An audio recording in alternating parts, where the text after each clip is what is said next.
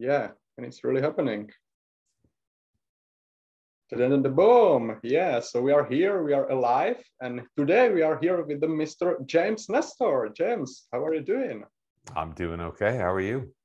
Fine, fine. You're in Bělehrad just right now. I am. I'm sitting here in Belgrade. I'm looking outside of a window at a pretty park, and it's summertime here and quite warm. I expected it to be cold and dark and gloomy, but it's warmer than it is in my San Francisco home in California. So who would have guessed? Such a pleasant surprise for you. It's wonderful. Yes. Great, great.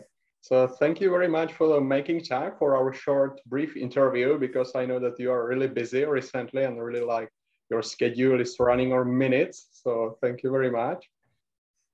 Today, actually, we are meeting like just for third time, I believe, because we had two discussions in Prague. For once, we were discussing during the like open public introduction of your book, which I'm having actually here with me, Czech release of your book, The Breath, which became international bestseller very shortly after publishing in many, many languages. In how many languages is your book translated just right now?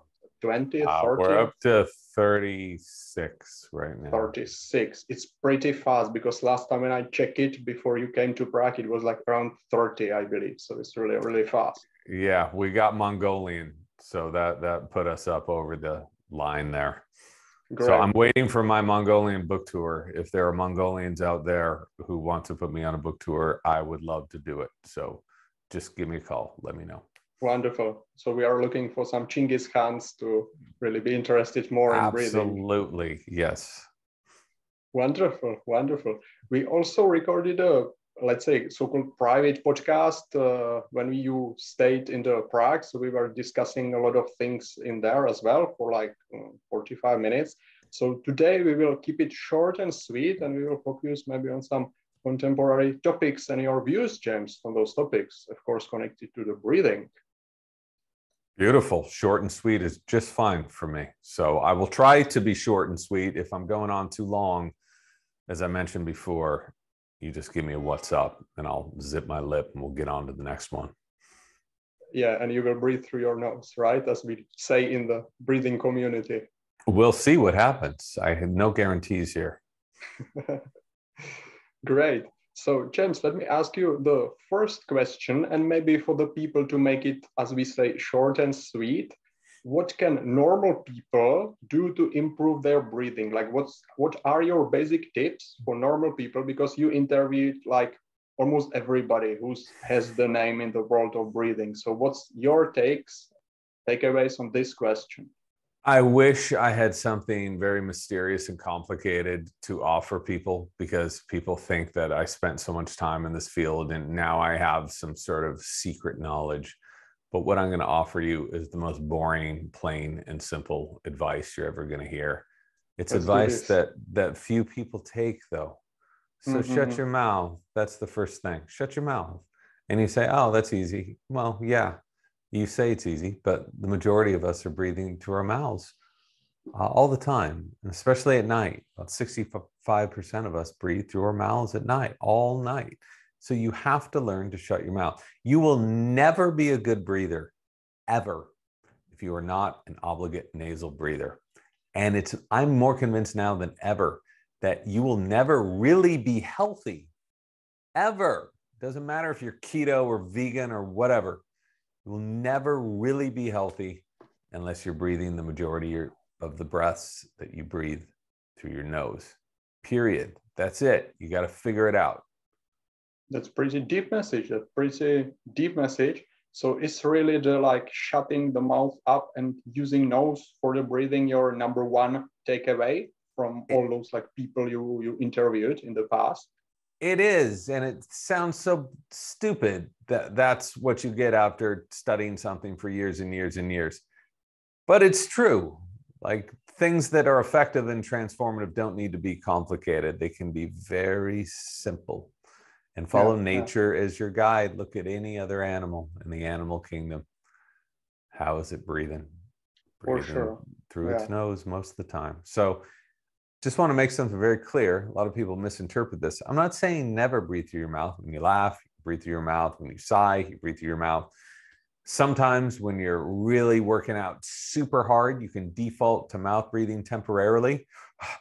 Catch your breath real quick, go back to nasal breathing. So there's a time and a place for everything.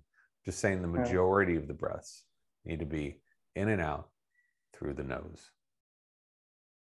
That's very good message, James, and thank you for that, because I really appreciate it as a normal person that it's really simple. Like you gave us a simple advice, which is very actionable. Like that's something what anybody can pay attention to almost 24/7. For sure. Yeah.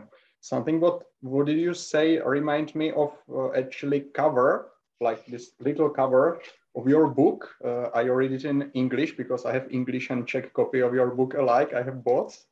And you write here, no matter what you eat, how much you exercise, how skinny or young or strong you are, none of it matters if you are not breathing properly. So it's something what I believe is very, very deep message which you are bringing to people. Like, you know, everybody's crazy about dieting and exercise and, you know, having like good routines, like movement routines and so on. But not that much people seems to be in a positive way to be obsessed by the breathing and research it maybe deeply enough. So really thank you for this wonderful job you're doing.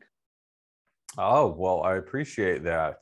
And yeah, I do believe that statement is true. I had heard that from researchers years ago, but it's the more I get into this subject, the more I understand the science, the more I'm absolutely convinced that it's true. If you're a bad breather, you're never going to be healthy, period. Yeah.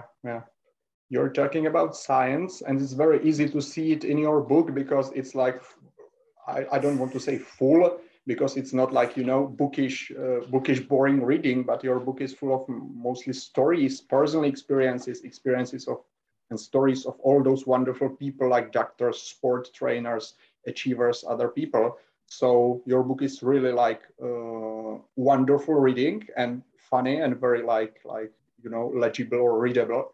But you got a lot of scientific resources in there, like really a lot of them. So when we talk about like scientific background, I think you're one of the foremost authors in the world to back this knowledge and those like things you went through and talked about with a solid science.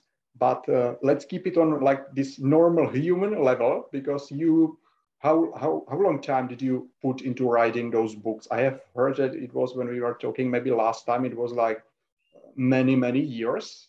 How long time took you to put this? Yeah, don't ever write a book, everybody. It's a very stupid thing to do with your life, and especially if you're writing a narrative nonfiction science book, which means you not only have to be a part of the story, which is basically one book, but you have to do all the research in the area. And you're doing research in a subject where no one agrees on anything. You ask 10 doctors the same question, you get 10 different answers. All of them say that the other guy's wrong. So it was a nightmare. This book was terrible to write. It was miserable. It took me years and years and years. I wrote a version of it I thought was pretty good. My editor read it, said it sucked. I sent it back, spent another year writing another version. She said, no, it still sucks. She was right, by the way. I never argued with her, but I couldn't get my head around this subject. It's such a simple subject, and yet once you get deeper and deeper into it, it's almost like a fractal, right? It gets more and more complicated the deeper you get into it. So this is my last book on breathing I'm ever going to write. I think you're going to write the next book on breathing, Libor, and I already feel sorry for you. So yeah, it sounds really complicated, actually. Yeah, don't do it. Yeah. My last book about ice cold therapy took me like 2 or 3 months. So really like spend 1 year just re-editing your book. It sounds really like a nightmare to me, like young author. Yeah, it is. But that's Wonderful. that. It's out now. Yeah. So it means that you need to see, like, you know, I don't want to say a light on the end of the tunnel, but you need to have like really strong intention in what you are doing. You know, so much work you put it in, and despite the fact that you are professional journalists, right? You are no stranger to the written word. Even in this case, like as you say, your editor returns the text to you, you know, and you need to work months and months on editing it, and like, you know, maybe put a little bit different framework here and so on. So what is your motivation? Maybe how did breathing help to you, or what are your internal motivations why you do this? Well, I'm a curious person, and now I have the luxury of having a job that allows me to wake up every day and be curious about stuff and to then explore it. I'm especially curious about things that I think are misunderstood. And they're misunderstood for a whole host of different reasons. But as it's my job, journalists are supposed to talk to everybody and be objective. You talk to the flakes, you talk to the weirdos, you talk to the doctors at the most esteemed institutions, you talk to everybody, and you learn that everyone's got a little piece of knowledge that you can put together and mix together into what is, I hope, a larger version of the truth. And it takes a while to get there. I enjoy the process. And with this book, I knew that there was something really interesting in it. I had been experiencing the benefits of breathing myself, but I wasn't going to write a, memoir about me and my breathing. So that's not interesting. So in order to make the stuff make sense and for it to be useful for people, you have to have science. It has to be objective. It has to be measurable and replicable. And that's what I spent the majority of my time doing, is finding the stuff that was actually measurable. So, I had a bunch of incredible experiences, different breathing techniques, but the science just wasn't there for them.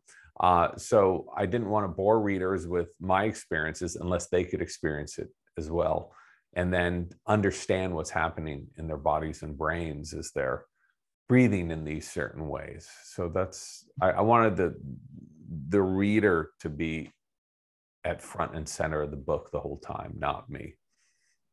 That's a wonderful approach to have towards your readers. And maybe that's one of the reasons why your book, after you writing it for so long time, but became so widely successful worldwide, and even to be translated to Mongolian languages like this. Well, it always bothers me when nonfiction writers, especially in science, they start talking about themselves too much and their own experiences. I think part of that is interesting because it allows you to hold the hand of the reader and take you into the world, give you a little perspective on it. But it has to be just sprinkled into a book. It can't be the main driver behind the book, or it can, and people can write those books and people can read those books, and that's fine. But those aren't the books that appeal to me. They actually drive me crazy because I want to learn about the world, the larger version of the world. I want to learn about biology. I want to, people are greedy too. They want to learn about how the stuff applies to them, what they can do. And that's what I really try to focus on. Yeah. And that's maybe a wonderful tip or guideline for some other authors who wants to be, not only international best-selling authors, but just bring some value to maybe their fellow countrymen and other people. So I think it's wonderful to hear it also from this like book creation point of view. Well, authors as a society, as a culture, these are people who really like to talk about themselves a lot. So you're telling a group of people who, and that's why some of them get into writing. They just want to be heard and talk about themselves. And I think that there's a time and place for that.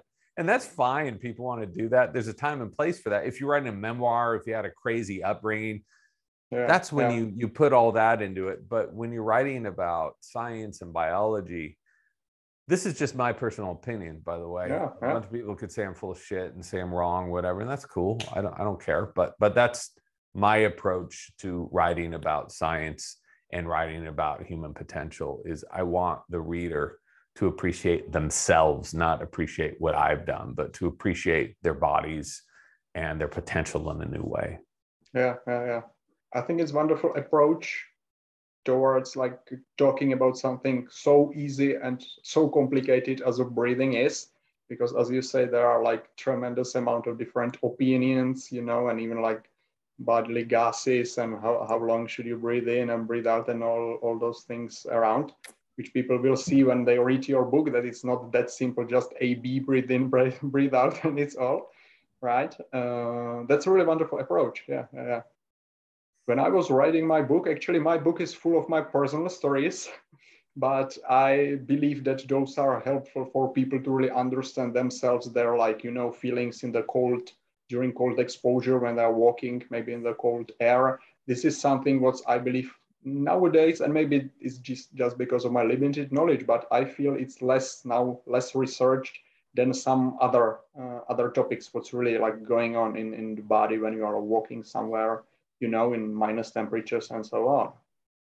Well, you had your personal anecdotes in there for a reason, right? A specific reason to allow the reader to imagine what it's like to be in these situations. So you still had the reader's best interest in mind the whole way through. And that's the difference. A lot of books, it ends up being about the author's upbringing and, you know, their feelings and emotions. And that's fine. That's fine. If people can write those, they can read. My personal preference is, when you're writing about science and biology, you need to be serving the reader more than the author. Yeah, yeah. And that's wonderful point. And I really enjoy your book from this standpoint, because I can see and hear from you in this way, like many things which really like enriches people and really like in serve of the maybe scientific view on breathing. And yeah, as you say, it's not just about your personal experience while doing some wild Wim Hof or holotropic or any other wonderful breathing techniques, which brings you as like maybe very strong feelings. But like, yeah, as you say, what readers can go through when they try. That's really wonderful. That's really wonderful. That brings me, James, to the next question, which is also very practical, but maybe more thought oriented. You know, I'm working with a lot of companies in Czech Republic, and some of them are big corporates, and we are talking to them and showing them how to breathe, how to eat, how to move during the work time, and so on. Do you have any tips from your practice and from the people you talked with and from all those things you've seen? And you've seen like, you know, multiple lives worth of different, like, you know, people, companies, breathing gurus, scientists, sportsmen. Actually, when you got like normal people in some normal, maybe IT or consultancy company, how can we help them to understand breathing better, maybe even in the work context? In like, you know, you're facing computer screen for many hours a day as well, I guess, as a writer. So what normal people can do in this work environment with their breathing? I think the key is first to not focus on how to be a super breather. You have to first focus on being a normal breather. And when you're in an office place, there's a very good chance you are not breathing normally. There's a very good chance you're holding your breath a lot, what's called email apnea. You're breathing too much, you're breathing through your mouth. It's a serious problem. I mean, this is bad news for your body. Raises blood pressure. You store salt in your kidneys. I mean, it goes on and on and on. A lot of the same downstream problems of email apnea are the same downstream problems of sleep apnea. So I don't think people realize when they're hunched over and for 10 hours at a time and they're stressing out how terrible their breathing is. And this is one of the reasons why so many office workers feel so exhausted and terrible after. I also think posture is so important. Posture is important to breathing. Posture is also important to how your body functions. So I think lack of movement is a big problem as well. So it's the simple things. Think about how we evolved, the environment in which we evolved. We did not evolve to be sitting in a chair for 10 hours at a time, and we're paying a price for it. So this isn't to say you can't do office work. Of course, we all need to work. I sit in front of my desk, you know, for 10 hours a day all the time. But you have to become cognizant of, do you want to keep doing this and keep being productive, or do you just want to, you know, burn out really quickly? And no one wants to burn out really quickly. So you have to take measures and you have to be conscious of the way you're breathing. And I would focus on that before you get into any special breathing techniques. Are you breathing throughout the day through your nose? Are you breathing lightly? Are you breathing slowly? Are you breathing rhythmically? Just do that and focus on that for a couple of months. It will make an incredible difference to your energy levels, to to whether or not you get headaches, to your productivity and more.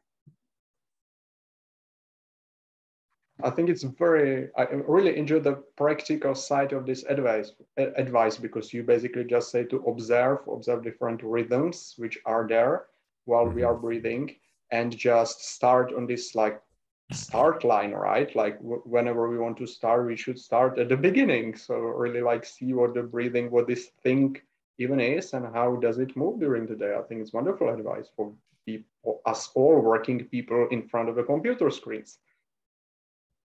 And I really enjoy your your description of email apnea, because it's something that really should be part of the medical dictionaries, because it's really It is. You know, there's a researcher that lives right down the street from my house in San Francisco who's been studying it for 20 years with the National Institutes of Health in the US. Like, it is part of the lexicon. It's part of the dialogue. It's just few people are paying attention to it. The science is there. We know how damaging it is. No one's listening. And so, because this stuff is free, it's available for everyone. But this is the first thing I would do if I was someone working in an office. Set a timer. It goes off every 20 minutes.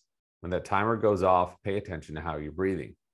Okay? And there's a good chance you're going to be a complete wreck, just holding your breath. And you have to condition yourself like a dog, like you're training a dog.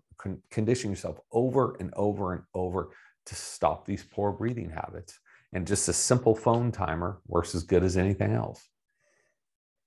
Yeah. That's the same like maybe professional fighters, you know, like punching the sandbags and all those things, like setting timers, you know, doing unpleasant things, because there's the worst development actually lies. So that's very practical advice, for sure. People.